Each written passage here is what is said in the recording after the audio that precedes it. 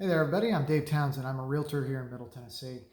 The other day on Facebook, a question popped up. It was about the square footage that was in Columbia, Tennessee, as far as an average square foot price for a new build. And it's a really tricky question to actually answer with a flat out number. There's so many variables. So what I want to talk about today in this little video is to give you the info on what factors into making that square foot price, and why when you ask a builder to quote you a square foot price on a house, that they can't give you a flat out square foot answer because it varies so much. So let's go through this.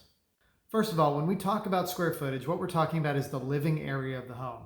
Everything that you would do inside your house that's heated and cooled square footage, finished walls, that is what we're talking about for square footage.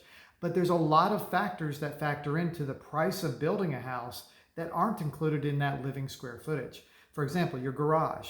If you have an ordinary 2-car garage, it's typically about 22 feet or so square. If you have a 3-car garage, it's a little bit bigger. Sometimes they can get even larger than that.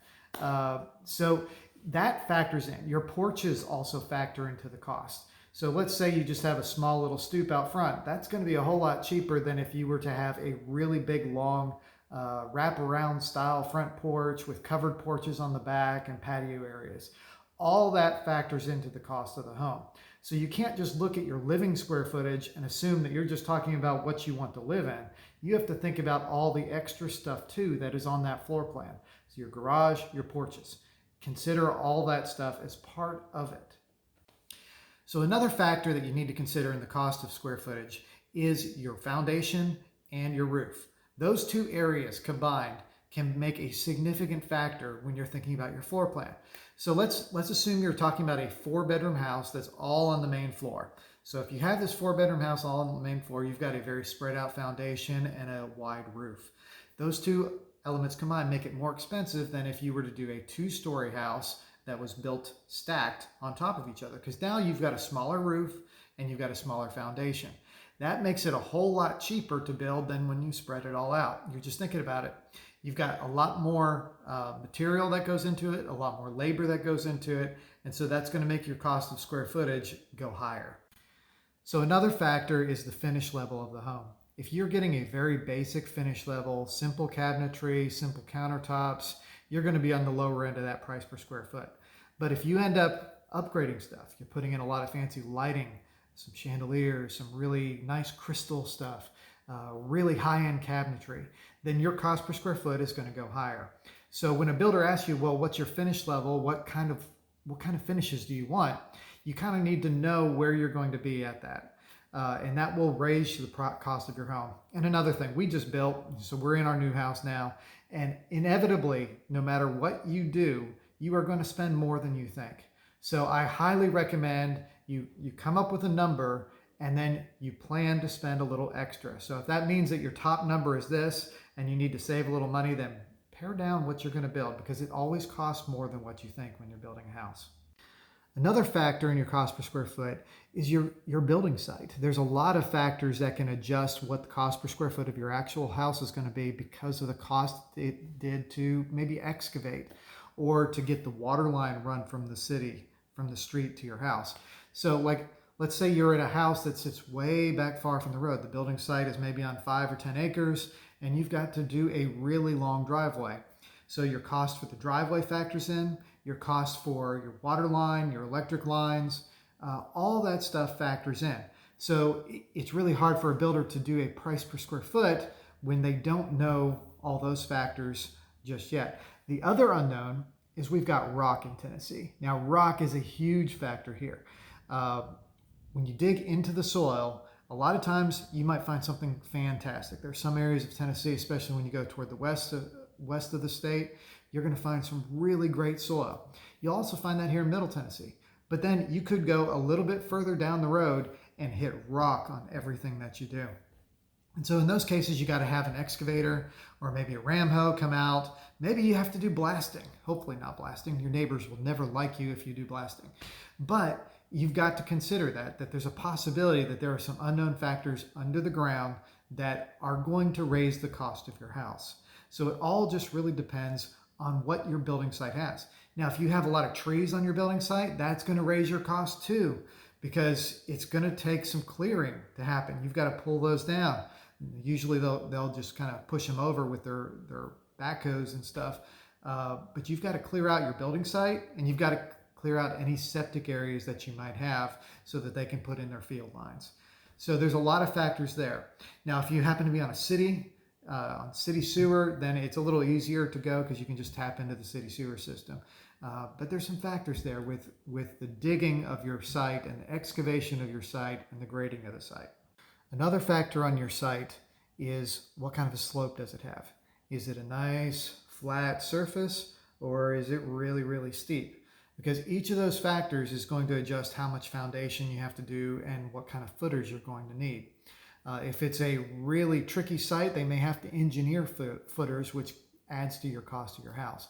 The ideal situation is to have a nice flat building site, but that's not always the case. Here in Middle Tennessee, we've got a lot of hills. East Tennessee, we've got even bigger hills.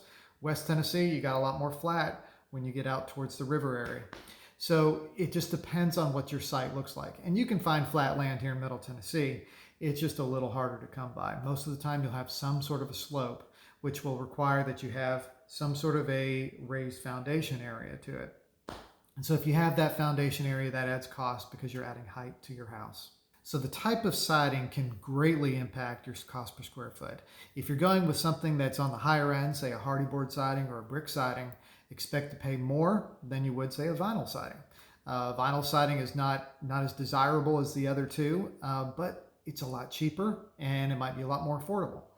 So if you are looking at your brick, even, there are different levels of brick. So you can go in with an entry-level brick that's pretty common and save a little bit of money there, but then you can go way out the other side and you get into some very expensive bricks. And then you can even get into painted brick. So there's a lot of factors on the siding that you've got to consider. So I highly recommend for all these things that you come up with a list and write it down as you're thinking about what would be your ideal house.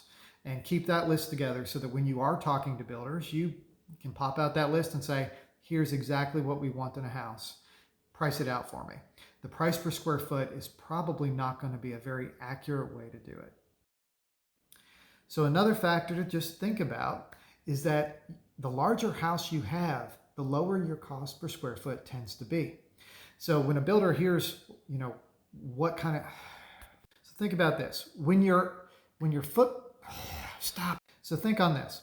If your house is larger, your price per square foot tends to be lower than a similar quality house of the same. So think about this for a second. A larger house has a tendency to have a cheaper price per square foot than a smaller house. Now, why is that? Part of it is because many of the same things that are in the bigger house are also in the smaller house. Think about your kitchens. Both houses are going to have a kitchen. The kitchen tends to be the most expensive room in the house because it's got cabinetry, it's got countertops, it's got sinks, plumbing, refrigerators, appliances, all kinds of stuff that the rest of the house doesn't. So in your larger house, you're going to have more areas that are more recreational, more bedrooms. Maybe you have an extra bonus room or something that is just square footage over a garage, some of the cheapest square footage that you can make. And so the larger house gets a really large square footage, but the price per square foot averages out because the expense of those major systems, the kitchens, the plumbing, the electrical, all that spreads out within that price per square foot. So the floor plan size actually does matter a lot when you're trying to determine what the price per square foot is. Because somebody could come in and quote a $200 per square foot price on a house, but then you're doing a really small house with a lot of fine finishings in it, and the actual square foot price might be closer to $300. Whereas on a larger house, you may end up with a lower price per square foot. So all that's to say that using a price per square foot is not the most valid way to price a house. You need to go and have an estimate made by the builder that you're talking to. This is if you're doing a custom home. If you're going in a neighborhood that is built by, say, a large tract builder, you're going to end up with whatever they can produce at whatever pricing that they can sell the house at. And price per square foot is not going to be that much of a conversation unless you're talking about appraisals. We're not going to get into appraisals today. But if you're building a custom house, you want to make sure that your builder is taking a look at all the different elements of your plan, that the site is going to work out, that they factor in the expenses for that site. They're going to factor in the cost of the foundation, the roof, all the different factors that go into everything. And then they give you a bid on what that would be. And most of the time when they give you a bid, it's going to be in kind of a range. So they're not going to give you an exact amount and be able to stick to it, because as we've all seen over the last few years, there's a lot of variability in the market between pricing changes on lumber. I mean, that alone itself really kind of put a lot of issues into the market. So I know it can be really frustrating when you go in to talk to a builder and you just ask for a quick answer on what is your average price per square foot. And he comes back with, well, it depends.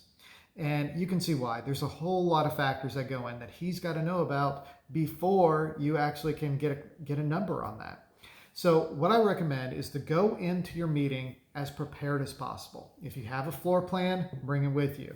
If you have a list of the things that you want included in the house, whether it be the flooring, the siding, the kitchen, all those factors that you can think of into your new home, bring it with you to that meeting so he can look through that and determine about what it's going to be. That's really useful for him. And I do recommend you talking to a few different builders to find out who can do it the best. Always go through, and if you can, preview what they've got. Check it out, because you're going to want to see what the quality level of it is. There's a vast difference between builders. So if you need real estate help here in Middle Tennessee, give me a call. My info is in the description. Whether it be finding land, working with builders, or finding yourself a new home, I'm here for you. So just give me a call. Thanks for watching.